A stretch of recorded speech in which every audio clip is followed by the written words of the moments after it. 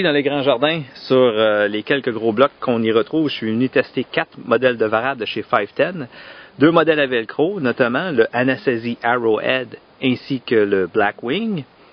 Et à lacet, encore une fois, le Anasazi et le Hornet.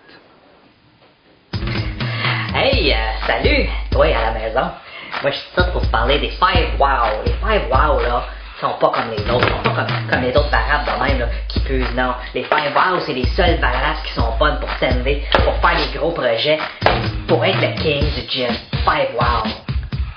Dans tous les cas, on parle ici de 4 variables faites pour la performance et non pour le millage. Donc, si votre truc, c'est les longues dalles, les longues voies de trad, oubliez ça, il n'y a aucune de ces variables-là qui est faite pour vous. Alors, regardons tout d'abord les 2 Anasazi. Même nom, mais beaucoup de différences. La version Arrowhead, celle à velcro, est beaucoup plus asymétrique. Elle vient avec du rubber Onyx, alors que le modèle à lacet, lui, il vient avec un rubber C4. Dans les 2 cas, on parle d'une variable avec une bonne rigidité latérale, mais un peu plus prononcée sur le modèle à lacet. La rigidité est un petit peu plus grande sur le Anasazi lacet.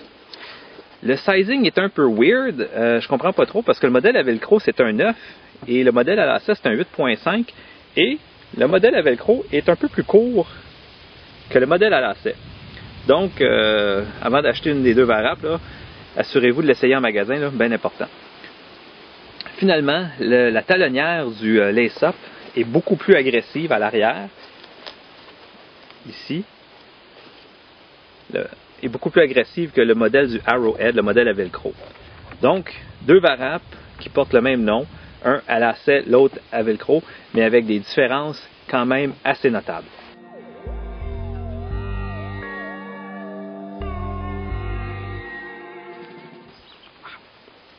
Le Blackwing, quant à lui, me rappelle étrangement le Jet Set.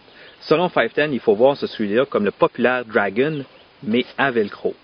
Un ajout intéressant, une mince couche de polar, ici, sous la languette, permet un peu plus de confort.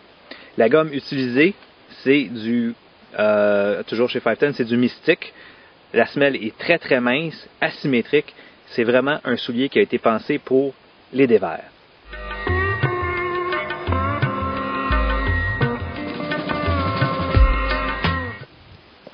Finalement, le Hornet, vert comme le Green Hornet, une variable ultra légère, très asymétrique, conçue pour le sport, le bouldering et la compétition.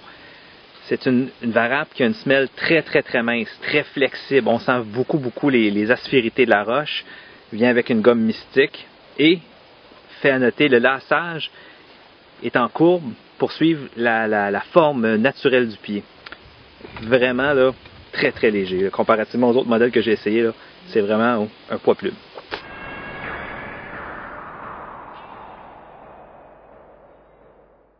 Maintenant, mes impressions de toutes ces variables-là, après quelques heures d'essai sur les blocs ici au soleil, je vais commencer dans l'ordre que je vous les ai présentés. Le Arrowhead, une belle variable qui me rappelle l'ancien Anasazi qui était très populaire il y a près d'une dizaine d'années maintenant, le soulier avec lequel Sharma avait fait Realization. C'est sensiblement, à mon avis, le même type de soulier, mais avec une gomme un peu plus durable. Le Anasazi Lace-Up, beaucoup plus rigide au niveau de la semelle latérale, donc on voit vraiment une grosse différence par rapport à l'autre modèle. Pour du edging, des petites affaires, des micro-gratons par exemple à Orford, comme dans Hiroshima Mon Amour, une belle variable, très utile pour les mini réglettes. Le Blackwing et le Hornet maintenant, ben, le Blackwing, en fait, ça ressemble beaucoup au Arrowhead que je vous ai présenté tantôt, mais avec une semelle plus mince, plus souple. Je l'utiliserai un peu plus pour du bouldering, pour des courtes voies très techniques, très difficiles. On sent beaucoup plus les aspérités qu'avec le Anasazi. Mais pour du sport un peu plus long, par exemple des voies de 30 mètres, je sais pas, j'aurais tendance à penser que peut finir par avoir mal aux orteils, surtout si on a du edging à faire. Le Hornet, écoutez, ça c'est une machine qui est au-delà de mes capacités physiques. C'est vraiment une variable de compétition très technique. Le laçage est vraiment particulier et, à mon avis, un peu difficile.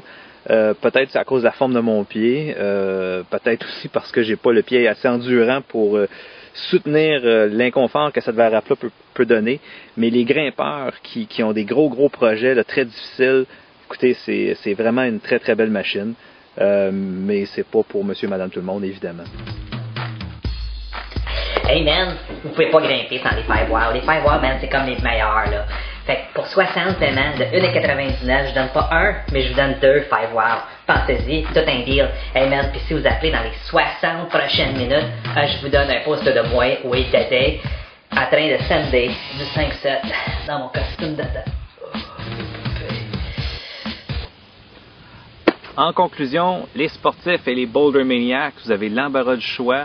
4 modèles de varap vraiment performantes. Mon choix personnel irait naturellement vers le Blackwing. C'est une varap qui est un peu plus souple, technique, mais qui va un peu mieux à mon pied. Je sens bien les aspérités de la roche. J'aime beaucoup les modèles à velcro, comme je l'ai dit tantôt. Si j'avais des gros projets à sender, des affaires un peu mongoles, là, des trucs assez fous, ça serait naturellement le Hornet. Mais le Hornet, c'est une Formule 1. Il faut être capable de conduire une Formule 1.